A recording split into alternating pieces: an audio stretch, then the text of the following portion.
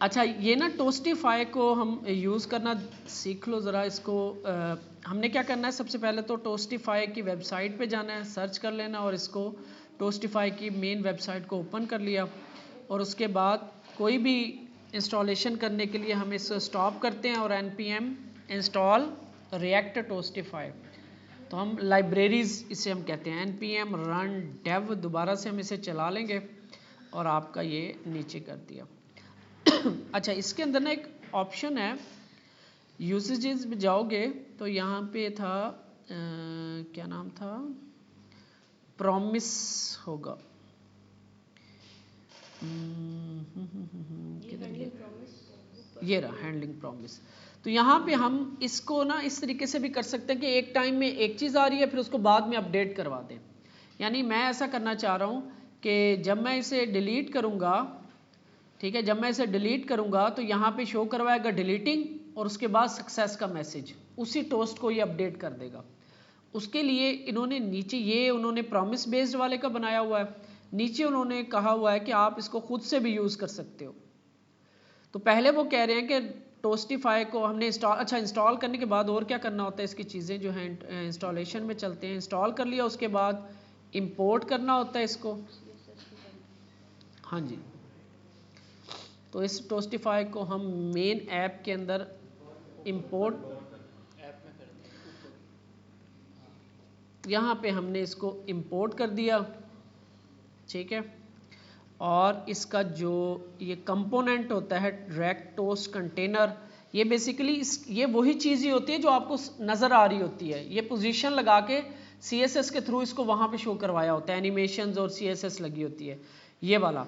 अच्छा इसके बाद इसकी जो CSS है उसको भी आपने इंपोर्ट करवाना है, तो इसी के नीचे मैं इसके CSS भी इंपोर्ट करवा लेता हूँ।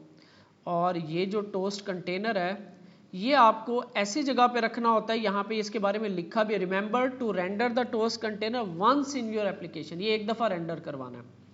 If you can't figure out where to put it, render it in the application root would be the best. तो कह रहा है कि आप रूट में अगर आपको नहीं समझ आ रही कहाँ पे, तो एप्लीकेशन जो रूट है आपका वहाँ पे करवा लो।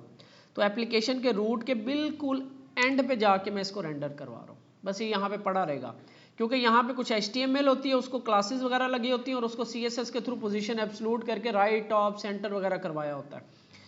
तो इसको मैंने सेव कर लिया और इसके बाद इसको यूज़ कैसे करना है, दोबारा आ जाते हैं हैंडलिंग प्रॉमिस में, यहाँ पे आ जाते हैं, ये नीचे आ जाना है आपने। वो कह रहा है कि if you want to take care of each step yourself you can use toast loading and update the notification your self.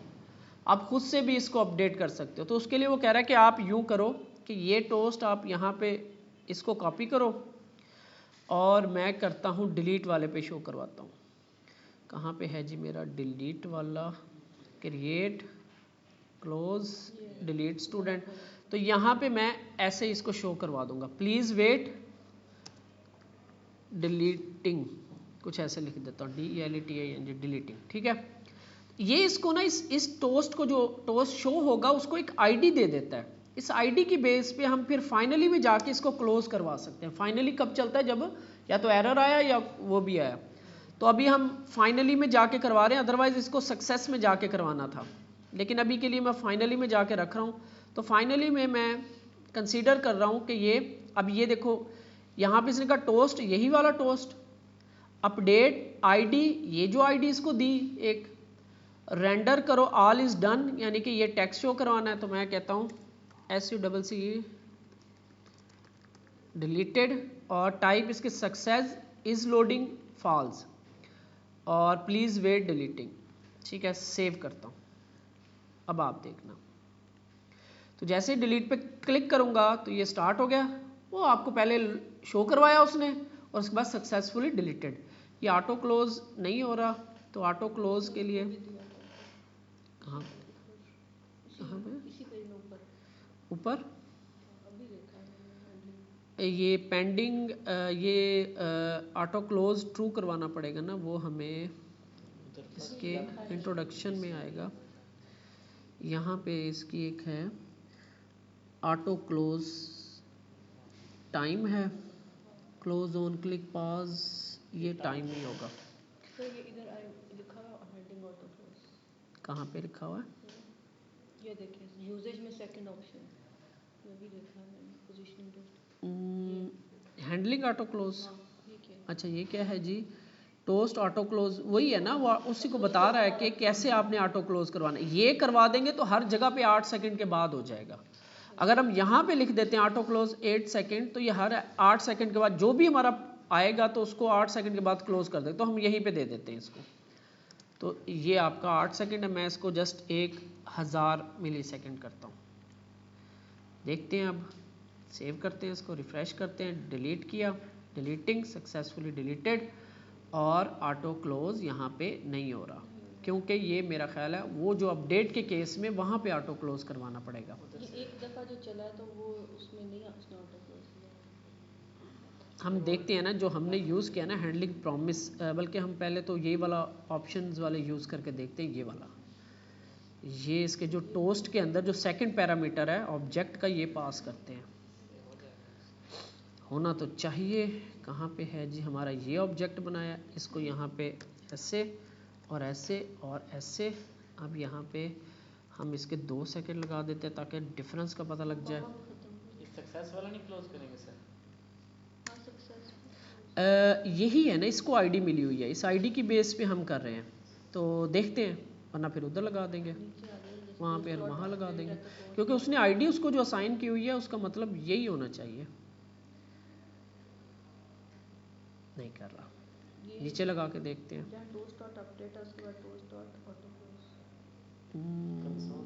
यहाँ पे ये type success is loading false है ना, तो यहाँ पे ऑटो क्लोज आ रहा है, तो यहाँ पे हम दे के देखते हैं, इसको वैसे दे देते हैं 1000 मिली सेकेंड,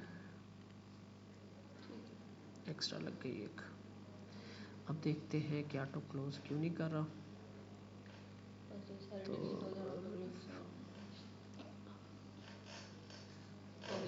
ठीक है, तो ये यहाँ पे अब ये चीज़ें, अब ये भी काम नहीं कर रही इसमें, ठीक है। तो हमारी ये रेंडर वाला यहाँ पे जाके अपडेट के अंदर जाके, क्योंकि ये पहले वाला शुरू वाली है, ये वो अपडेट वाली है, इसको क्लोज करवा देंगे, ठीक है।